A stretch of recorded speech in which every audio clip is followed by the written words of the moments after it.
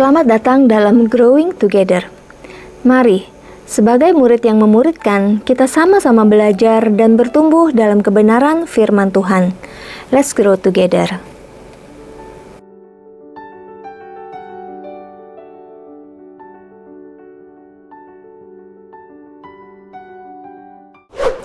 Bapak Ibu yang dikasihi Tuhan, ada banyak kisah cinta yang indah di dunia ini yang dicatat ataupun difilmkan. Misalnya kisah Romeo dan Juliet atau kisah cinta Jack dan Rose di dalam film Titanic. Itu semua adalah kisah cinta yang disukai orang dan melegenda.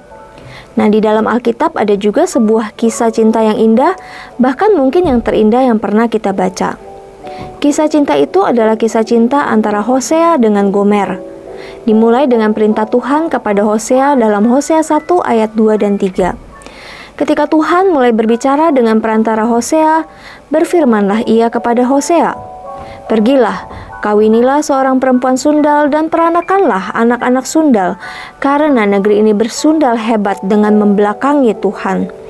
Maka pergilah Hosea dan mengawini Gomer binti Diblaim, lalu mengandunglah perempuan itu dan melahirkan baginya seorang anak laki-laki. Hosea sendiri adalah seorang nabi yang hidup kira-kira 750 tahun sebelum Masehi di Israel Utara.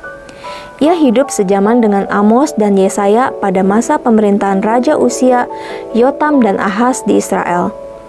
Keadaan bangsa Israel pada waktu itu kacau dan mereka tidak setia kepada Tuhan dan memenuhi hidup mereka dengan penyembahan berhala.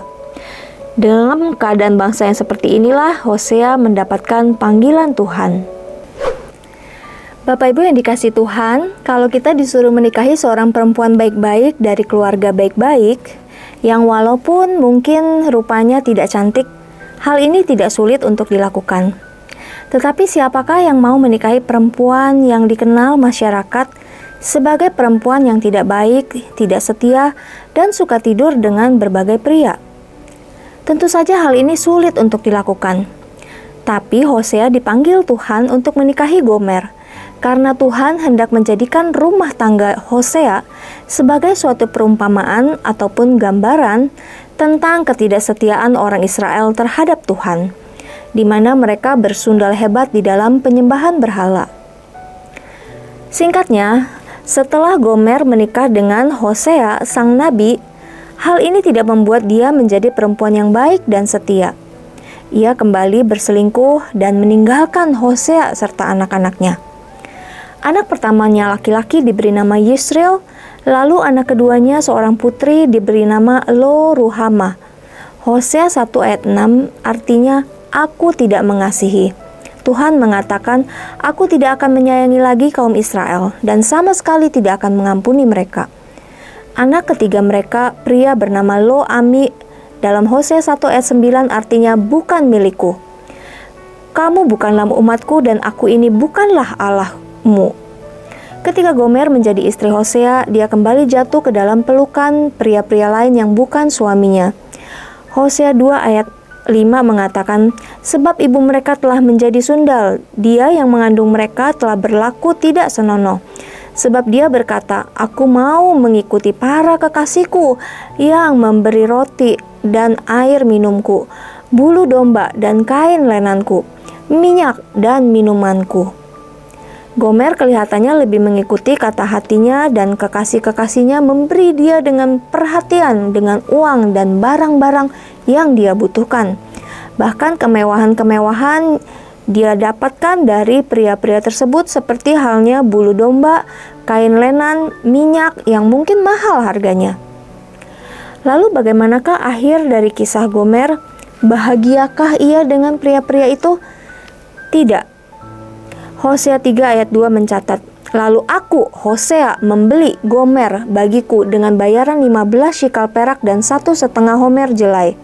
Gomer ditebus dengan 15 shikal perak dan 1,5 homer jelai yang bila diuangkan senilai dengan 30 shikal perak. Hosea 3 memperlihatkan bahwa kedudukan Gomer itu sudah menjadi sangat rendah. Allah meminta Hosea untuk menebus Gomer dengan harga terendah dari seorang budak, yaitu sebesar 30 shikal perak. Seharusnya Allah tidak perlu membuang-buang waktu untuk memeliharanya karena sepertinya akan sia-sia saja. Tetapi Tuhan menyuruh Nabi Hosea untuk menebus dan menghargai dia kembali. Hosea menjadi seorang nabi yang taat dan menebus Gomer serta membawanya pulang menjadikan dia miliknya kembali. Sungguh indah kisah cinta ini, bukan? Bapak Ibu yang dikasihi Tuhan, Gomer adalah gambaran tentang orang Israel yang tidak setia. Bahkan mungkin menjadi gambaran dari diri kita. Kitalah yang tidak setia kepada Tuhan, yang melukai hati Tuhan, sehingga membuat sedih hati Tuhan.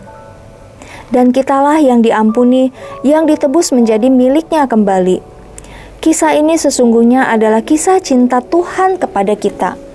Allah mengasihi kita dengan kasih-Nya yang kekal dan tanpa syarat.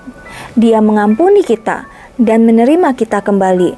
Meskipun keadaan kita seperti Gomer, tidak layak dikasihi, tidak layak untuk ditebus kembali.